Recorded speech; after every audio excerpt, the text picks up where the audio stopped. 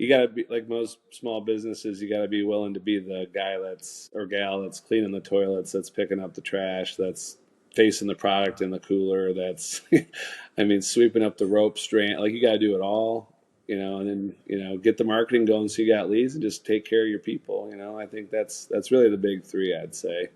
You're an inspiration to our entire organization. Welcome to the Gym Marketing Made Simple podcast. We're going to be talking the done-for-you marketing and sales strategies proven to work with boutique fitness gyms to increase quality lead flow and grow your revenue. Don't try to be a professional marketer and waste tons of money. Let the experts at Lasso do it for you. And now, here are your hosts, Blake Ruff and Sherman Merritt. All right, guys, how you doing? Another episode of Gym Marketing Made Simple. I'm Sherman. We have Blake. Today we have a special guest, Mark Danko of CrossFit Future and Future Gymnastics. So we're going to dive into that in a second. But Mark, first of all, thank you for hanging out with us, buddy. We appreciate your time. Of course. Mark, so let's jump right into it. How long have you guys had the gym, and how has it sort of morphed? Because I think you guys have a very unique situation with the way that you guys have business set up. So let's sort of dive into that. Sure. So we started in 2011 with CrossFit at CrossFit Future. We expanded that at the end of 2012, beginning of 2013, to double our footprint at CrossFit just because there was an adjacent space. At the time of all that, I had a corporate job doing engineering for some really good companies, so I didn't have a ton of time to dedicate it to it. I used to work on the business between 3 and 5 a.m. and then go do my job. So then over the years, we expanded into gymnastics. Our daughter was a high-level gymnast, so partnered up with Christian Gallardo and opened up Future Gymnastics Academy in 2017. And then in 2019, I started doing this full time. So since then, we've opened up 2 additional gyms. We opened up Future Athletics, which is our court sports gym, so basketball, volleyball, pickleball. And then we opened up Future X, which is our performance gym, just this past June. So that's what we've been doing. Yeah, you guys have been busy. You guys have been busy, growing like crazy. I know, because when you guys first reached out to us, I was semi-confused because I was like, what are you guys doing? It seemed like they have everything going on. And being totally honest, at first we thought like, man, these guys are going to be a mess. Look at these websites. Like they have all this stuff going on. There's no way they do all this. And then we figured out you guys actually did all that. So first let's dive into the CrossFit piece. So you guys, that was your bread and butter at first. And then like you said, just your daughter, she was high level. So you guys just start looking into joining the gymnastics piece, or how did that come about? Well, there's like in most cities, there's a lot of opportunities for different gyms and such. And we were lucky where our daughter trained. They were high level technicians of the sport. So it went really well. She did a great career there, but just wanted to always, every time we would go watch her do her sport, I was always sitting there on my phone watching her practice. I'm like, man, I wish there was a CrossFit gym here so I could go work out, and watch a little bit of it. So we just flipped the script on that. Since we had the CrossFit gym, I was like, well, let's just bring gymnastics here. And then my wife, Katie, had grown up in her family's gym. Gotcha. So she understood the backbone of how to operate a gym. And then when we brought Christian on as a high-level gold medal coach for Gabby Douglas, put them 2 together with the Future brand, and just started to drive it from there. Gotcha. Huh? Yeah, that's pretty incredible. So, how many kids, like with the gymnastics piece? How many? How does that work? Because I know some people, they don't even know. They're just hearing this and like, what do you mean gymnastics? What? Mm-hmm. So it's traditional gymnastics, which basically starts at walking. So if your child can walk, they can do like a basic gymnastics class, and it goes all the way through elite. We've had a couple elite gymnasts, which means it's even beyond level 10, which is the high level team gymnastics, basically national team type competitions, things like that. So, I mean, pretty much just try to grow, unlike CrossFit, which is, its whole methodology is based on one set program for everybody and modify as possible. Gymnastics has a built-in progression. So you start with preschool, you go through recreation. Then if you choose to go to team, there's, 10 levels of team plus some pre-team. So it's a pretty neat progression path if you really enjoy the sport. So. And then this is something I thought about too when I was talking to you guys the first time is like the length of engagement for these kids that go in gymnastics has to be like super long if they come in super early, right? So That's right. what's kind of like and I'll have a follow-up question to this, but how long does the average gymnast, like from if they start really early, how many years do they usually stay in it? Well, I'd say I don't know the numbers, but I definitely, with working with you guys, and then obviously in the last 5 years, like the LEG and the ARM and all that is very important to have at your fingertips. Yeah. I'll say if you get in at the team level, your length of engagement is going to have a strong chance of being at least 5 to 7 years. Jeez. So, and then how much does like the average gymnast pay monthly? That's a fun question. I know it gets more. It gets more expensive as they get older, right? Sure. But like, it starts in the mid 100s, as an entry level team. But I mean, it can go, to the high fives. If you're training, numerous hours per day, numerous days per week, at the highest level. So. Yeah, so let's say, like, I mean, even if a kid stays for 6 years, even bare minimum $100, that's $7,200 just for the LTV, lifetime value of them. So here's another interesting question, because Jeff gave me some numbers the other day, and I don't remember them exactly. Since you guys started marketing for kids, because to be honest, when you guys like reached out about gymnastics, I was like, oh man, this might be a tough rodeo, right? But on the flip side of it, with somebody with young kids, especially being in the Midwest, and if for those that are listening, Mark's in Ohio, like during the wintertime, it's really hard to find stuff for your kids to get them out of the house and be active, right? So I was like, we could talk about like the fundamentals of gymnastics, but honestly, I think it's going to be parents just wanting them to go do something active and fun. And obviously they learn body awareness and all that kind of stuff like that. But how do you know how many, I mean, it's probably been 2-3 months now, how many kids that you've signed up in the last 3 months? Based on Christian and Ben, who run the front end of the interaction, in our last staff meeting, it was over 70. Jeez. So if 70 of those kids, and if they last, for those, I mean, not all are going to last for that long, right? But that's almost $500,000. Mm-hmm. Yeah. Well, that's insane. The neat thing is about gymnastics, right? Like, I mean, our hub is CrossFit just because that's our baby. It's been there the longest. Yeah. And all these expansions have been great because now we're training over 1,000 people on the campus. So there's a lot of crossover. So folks that came in as maybe a single individual have since gotten married, and now they have a family, and now their family's training at gymnastics.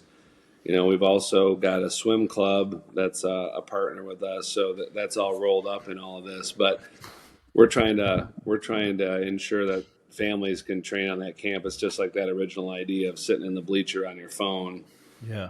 But yes, to your point, like the length of engagement, the lifetime value in gymnastics has a higher ceiling because it's such a progressive sport. The only downside is you sort of got to know the numbers because recreational gymnastics is seasonal. Mm-hmm. So like once you make the decision to join team, I equate like ice hockey and gymnastics as probably the two sports that at a young age you pick. If you pick one of those sports at a high level, that's what you're doing. Yeah. Yeah.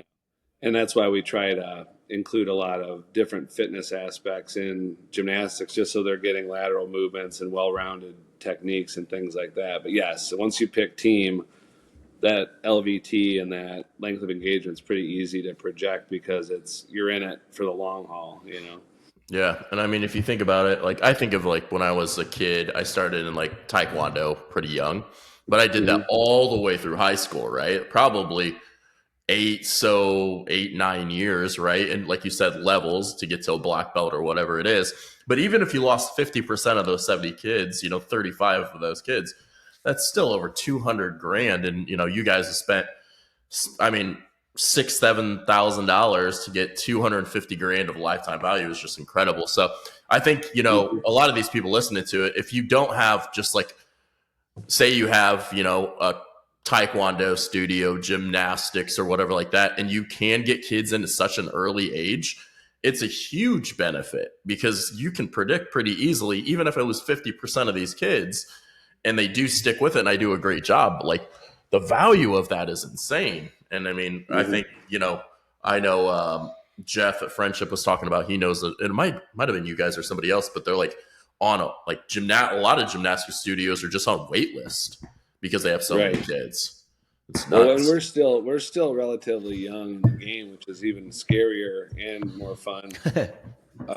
So we're only 7 years in, Hmm. and our space is very, very nice, but it wasn't built for that Yeah. purpose. So we're getting ready to invest in an expanded space that was built for that purpose, because most of these gyms, CrossFit gyms, they all start in warehouses, which is what we did for gymnastics. Correct.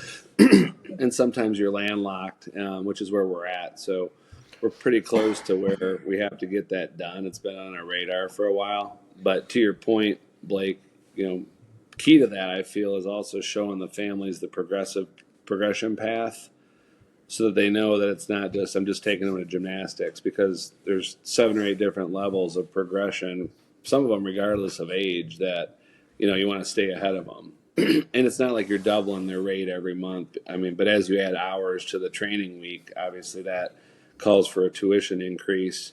So it's sort of neat in one regard as a business owner, because if you take care of the client the way you should, like, you're naturally raising the rate every time they progress. Yeah. It's for more value as well. It's not like a hidden fee. You're going from 1 hour a week to 2 to 4 to 8 to 16 hours. So it's a lot different than some of the other models where it's in CrossFit. Like, if you raise it $20, that's a big deal. Yeah. Yeah. And it's like anything else, right? Like parents will pay an obscene amount of money for their kids that they'll never spend on themselves. Mm-hmm. And it's That's like, right. as my son gets older and gets into athletics, like sports, and like Sherman's kids, as they get, good at basketball, like you'll shell out a good amount of money so that they get the experience that they need to be on the teams that they want to be on and things like that. Right. Mm-hmm. Like Yep. I saw a funny video the other day, and it was the same for me. Like now every one of these travel baseball kids have a $300 bat. They barely ever hit the ball anyways. But back in the day, even when I played high school ball, we all shared like one bat. So like the price that like parents just shell out obscene amount of money on these kids these days. So I think, one thing for you guys listening, even if you don't have a gymnastics studio or Taekwondo, Krav Maga, or whatever it is, you could still implement like a kid's performance at a young level to like get them in. And like you'll notice that parents will spend a lot more money on their kids than they will themselves. It'll be way easier to get them to sign up. And I think that's something a lot of people don't implement into their studio, and I didn't, but I think it's something that could easily done that's going to translate in very high revenue. Yeah. Mm-hmm. So let's sort of talk about the CrossFit piece, because I don't. So let's start off as your main thing, and then you guys grew this amazing business. Now the CrossFit piece, how big is that as far as being a piece of the puzzle, right? Like, how many members do you guys have? What are your plans to grow it? Like, what's that looking like? So we're north of 250 members, Gotcha. and in Columbus, there's we're all the CrossFit gym owners are friends. Yeah. I just had a couple that's moving here from Atlanta, and they're going to be here for 6 months. I didn't know where they were going to ultimately land, so I'm like, hey, yeah, if you end up landing in Dublin, I know a guy. Yeah. Jeff's over, Yeah. and so on. So so really right now, we don't plan on expanding our CrossFit gym. Got you. It'd be neat to have you guys over sometime if you're ever in the area, but we've got plenty of room within the CrossFit gym to, take on 20, 25, 30 people in a class. And that would be about our cap of what we would want to do. Gotcha. And we probably have 7 hours during the day that we don't even run classes. Yeah. So that's our natural expansion point. Correct. In fact, about 4 months ago, we removed our noon class, and now our 9 a.m. is, all the classes are great, but our 9 a.m. is like pretty hype now. Yeah. And we don't want to lose that. Correct. That's half the fun of CrossFit class is, how fun the crowd is with more people in it. Yeah. So, but expansion wise, we're pretty good with CrossFit. All our gears, up to date, Yeah. and all that stuff. And then other than that, it's really just work with you guys to continue to impact the community, and we also have a lot of tentacles. So if somebody's not interested in CrossFit, like we're showing them the performance gym as well. So it's a jump ball.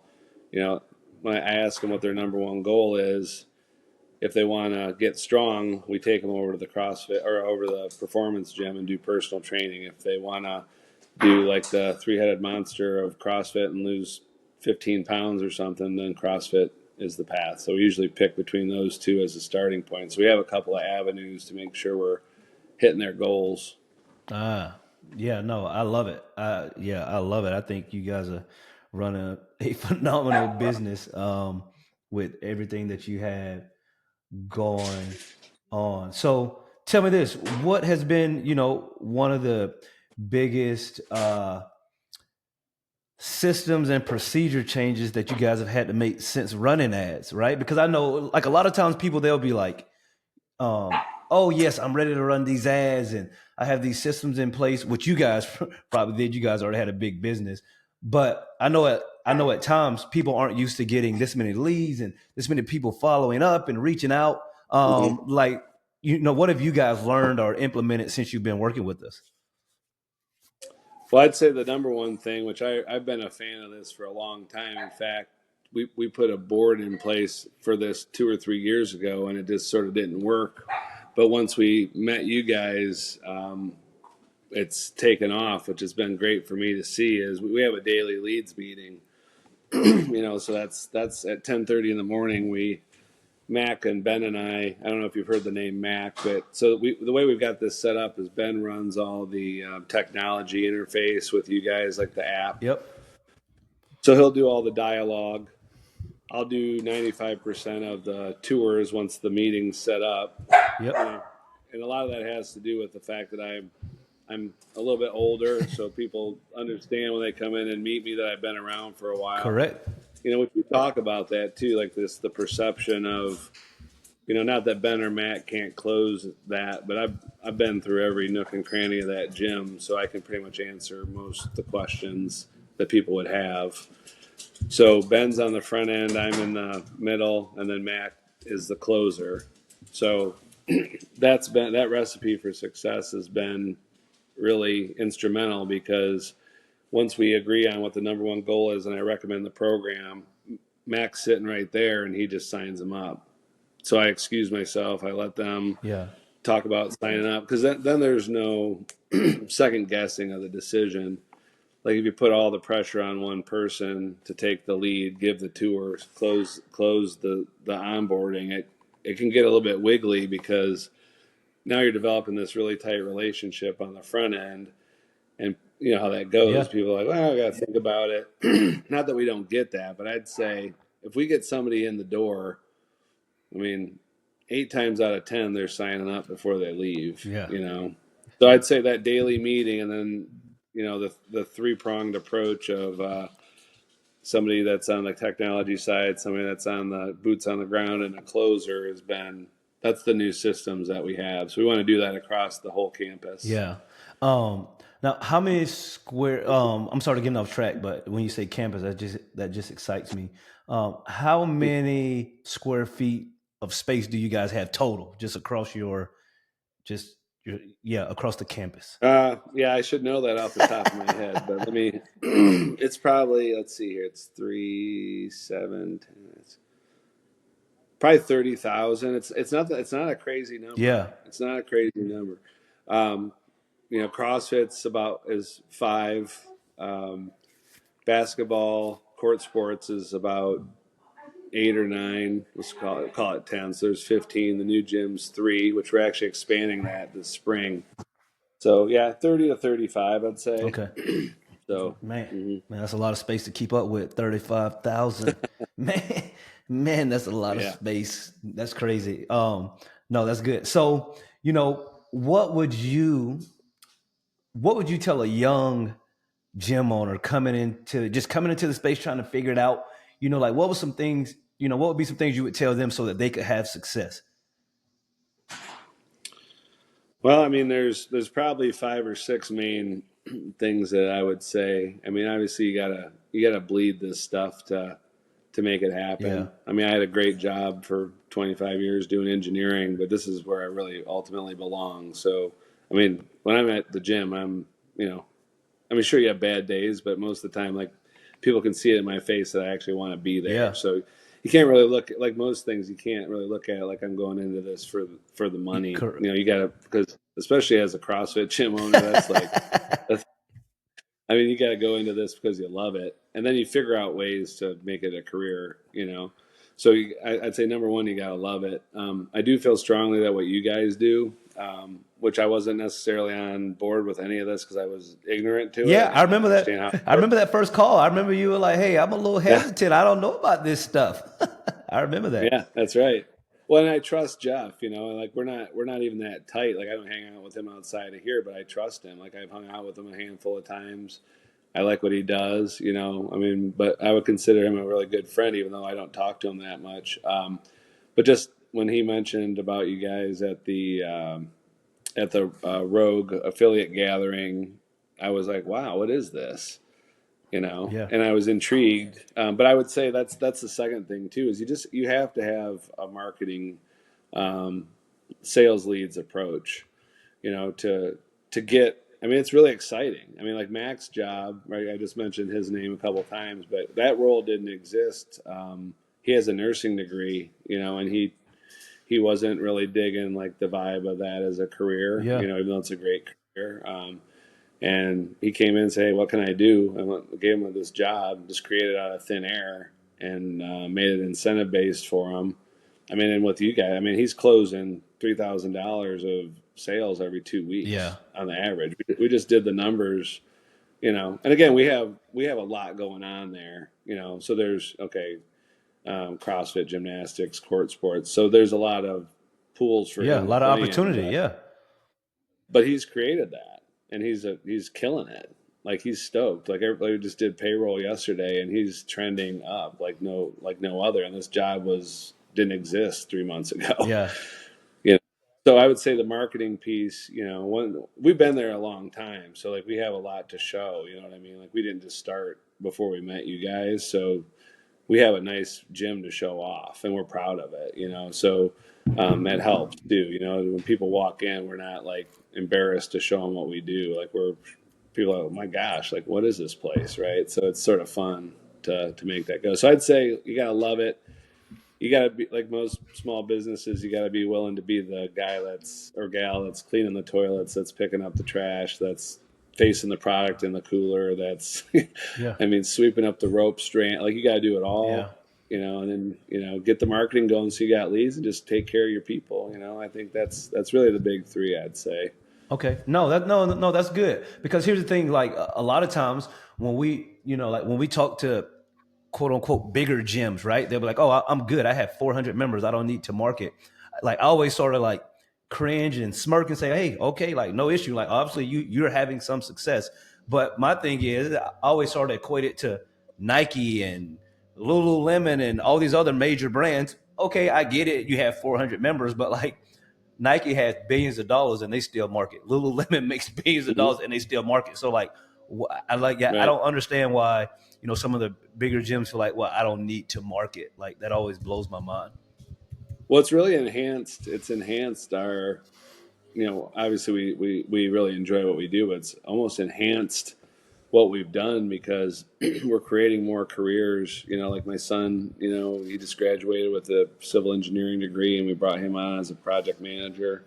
We couldn't have done that without you guys. We weren't in a position to do that. Yeah. So, same thing with Mac. And now we got 2 more guys that grew up in the gym. They bleed future, and one graduates in 4 months. So we're like scrambling to get a job description together for him that encompasses the campus, because of what we're doing with you, because we're like, we create these roles that are incentive based. So it creates a good standard of living, but then they go to bat for what's happening. Correct. Like if they can, and their relationships help the business grow. So yeah, I mean, the more that we can help other people that want to be a part of it, I mean, that sort of makes it worthwhile, Yeah, no, I love it. I love to hear all the opportunity you guys have created. You give us a little success, a little piece of that. Like that's pretty cool to hear that, because I didn't know, some of this stuff. Like you guys be able to create more opportunities because you're getting more leads and you're getting more sales. So it's just a beautiful life cycle here, and like that's really good to hear. I'm excited for the future. So last question before we get out of here. Don't want to take up too much of your time. Sort of a personal question. What do you like to do for fun? What do you like to do for fun?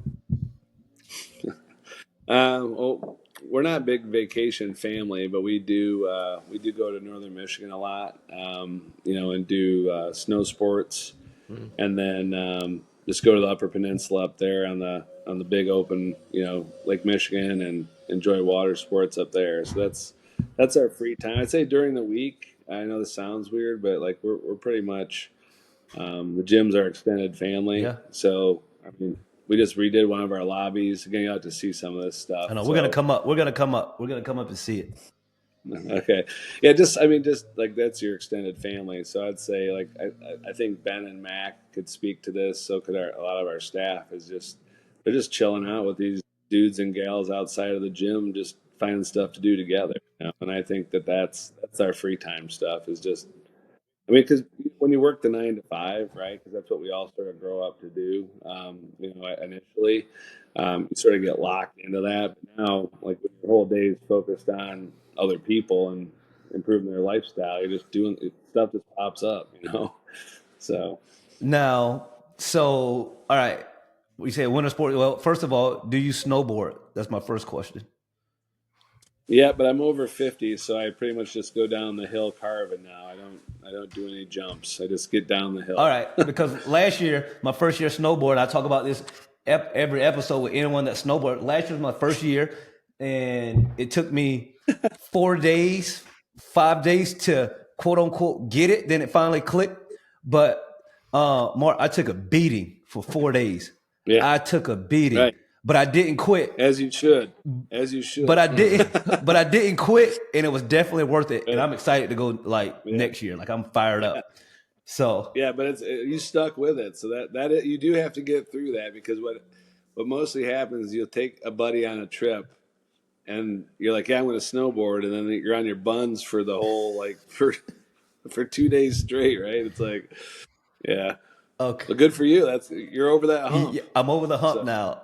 Like I'm over the hump. So, one of the things I noticed was that the snowboarders, because I went out to Colorado, the snowboarders stick together sort of like CrossFitters, right? Like even like the guys, they would like fly past me, and like they would literally be like, "Hey, keep it up, don't quit," and they would just keep going, and because everyone's been there, right? Like everyone understands, like, this is part of it. So like that was definitely cool.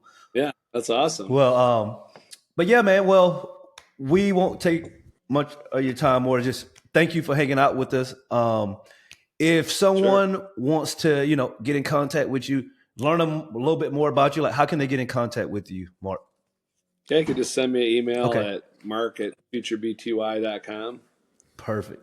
Yeah, I'd be happy to exchange phone number at that point, and if they needed a call or something, I'd be happy to talk to them. So because I'm pretty sure some folks are going to be fired up. We're going to inspire some people, help some people from this podcast. So, all right. Good. All right, guys, as usual, tell a friend to tune in, and we will see you guys next week. All right. Yeah. Thank you for listening to the Gym Marketing Made Simple podcast with Blake Ruff and Sherman Merricks. We hope you enjoyed. We believe marketing should increase revenue and not waste money. So book your free call today. Head on over to lassoframework.com. That's LASSOFRAMEWORK.com and find the right words, get more customers, and increase your revenue. We'll see you here next time.